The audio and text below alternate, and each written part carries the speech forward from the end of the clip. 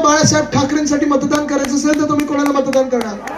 कोविडच्या काळात धारावीमध्ये ज्यांनी जीव वाचवले त्यांना मतदान करायचं असेल कोणाला मतदान करणार? जर तुम्ही राजसाहेबांसाठी मतदान करायचं असेल कोणाला मतदान करणार? जर वंदनीय हिंदू सम्राट बाळासाहेब ठाकरेंना मतदान करायचं असेल तुम्ही कोणाला मतदान करणार? जर धारावीसाठी मतदान करायचं असेल कोणाला मतदान करणार? जर मुंबईसाठी मतदान करायचं असेल कोणाला मतदान करणार? जर तुम्हाला महाराष्ट्रासाठी मतदान करायचं असेल तर तुम्हाला कोणाला मतदान करायला लागेल? मशाल आणि इंजिन हे दोन्ही महत्वाचे आहेत. धारावीमध्ये मशाल आणि इंजिनच पेटलं पाहिजे, हेच आपल्याला चालवायचं आहे.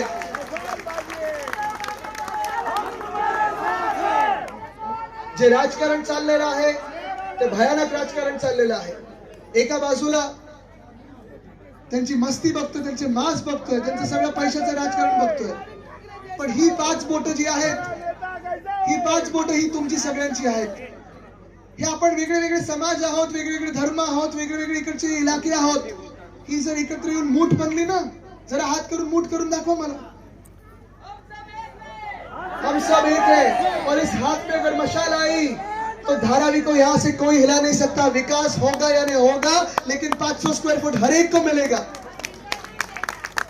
लेके रहेंगे, यहाँ से कोई धारावीकर को हिलाएगा नहीं.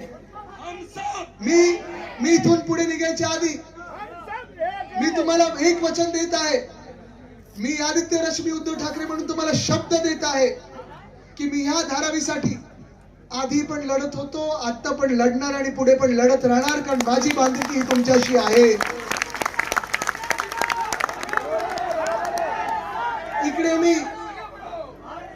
इकडे मी जात बघत नाही, धर्म बघत नाही, पंथ बघत नाही, भाषा बघत नाही, कुठचा प्रांत बघत नाही.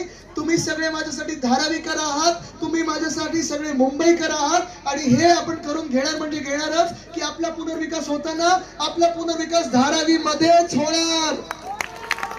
500 स्क्वेअर फूट मिळवून घेणार म्हणजे घेणार, सगळ्यांची पात्रता करून घेणार म्हणजे घेणार.